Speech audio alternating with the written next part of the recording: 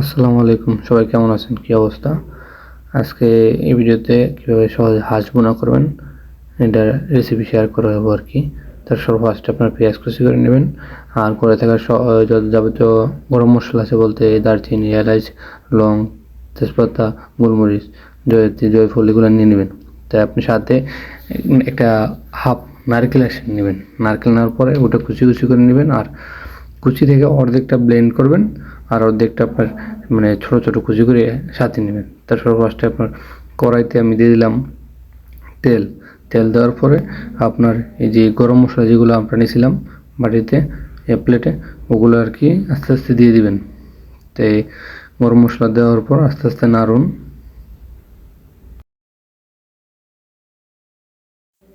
এর পর্যায়ে এসে আপনারা আগে থেকে কুচি করা পেঁয়াজগুলো ঢেলে দিন। তারপর ওই যে আমি ভিডিওর শুরুতে বললাম নারকেল হালকা একটু অর্ধেক আস্তা কুচি কুচি করার জন্য আর কিছুটা ব্লেন্ড করার জন্য আর কি। তো এই পর্যায়ে আপনার যে নারকেল যে ব্লেন্ড করছেন ওগুলো আর কি এই পেঁয়াজের উপরে দিয়ে দিন। আর আগে থাকতে করা যে আদা রসুন ব্লেন্ড করেছিল ওগুলো একসাথে দিয়ে দিন। তারপর আস্তে আস্তে নাড়ুন। নাড়ানোর এক পর্যায়ে দেখবেন পেঁয়াজ একটু পানি ছেড়ে দিচ্ছে, নরম হয়ে আসছে। তো ওই সময় আপনার ঘরে অ্যাভেলেবেল যে মশলা আছে, যেমন রেডিমিক্স আছে, তাই রাঁধুনির অথবা পান মশলা, যে কারি মশলা আছে ওইটা ইউজ করতে পারেন। তাই আমি এই জায়গায় ইউজ করবো কারি মশলা পানের, আর এক্সট্রা ইউজ করবো জিরা, যে ধনিয়া আছে।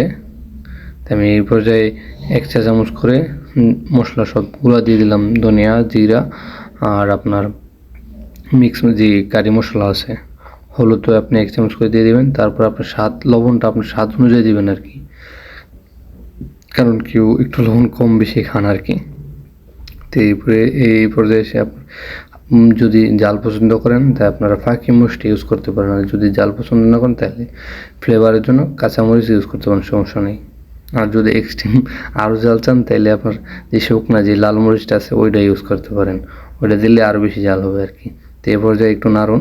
নাড়ানোর এই পর্যায়ে হালকা একটু পানি অ্যাড করেন, যাতে যে মশলাগুলো আমরা অ্যাড করছি ওইটা পুড়ে না যায় আর কি, কারণ পুড়ে গেলে আর কি নিচে লেগে যাবে আর ওই ফ্লেভারটা একটু প্রবল গন্ধ আসবে আর কি। তাই আপনারা এবার যে পানি অ্যাড করুন আর নাড়ুন। একটু আপনার ঢাকনাটা লাগিয়ে দিন।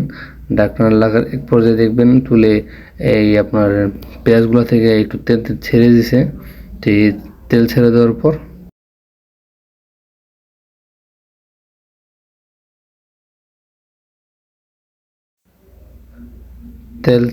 পর এ পর্যায়ে এসে আপনার আগে থেকে ধুত করা যে হাঁসের মাংসগুলো ছিল, অবশ্যই হাঁসের মাংসগুলো একটু ছোট ছোট করে আর কি টুকরা করবেন, যাতে মশলা ভিতরে অ্যাড হয় আর কি। তো এবারে মশলা আমি হাঁসের মাংসগুলো দিয়ে দিলাম। দিয়ে দেওয়ার পর আস্তে আস্তে নাড়ুন।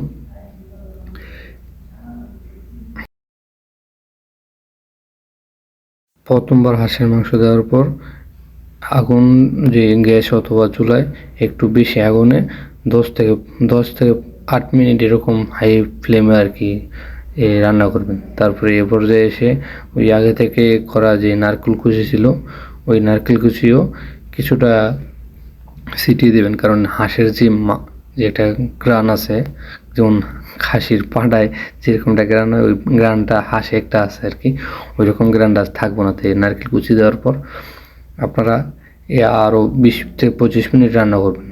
আর আগুনের আঁচটা এ পর্যায়ে এসে একটু কমিয়ে দিবেন আর কি, যাতে নিচে না লেগে যায় আর কি। তাই আমি ঢাকনা দিয়ে দিলাম।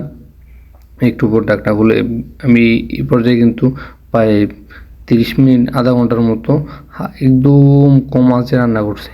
দেন এ পর্যায়ে তেল ছেড়ে দিছে।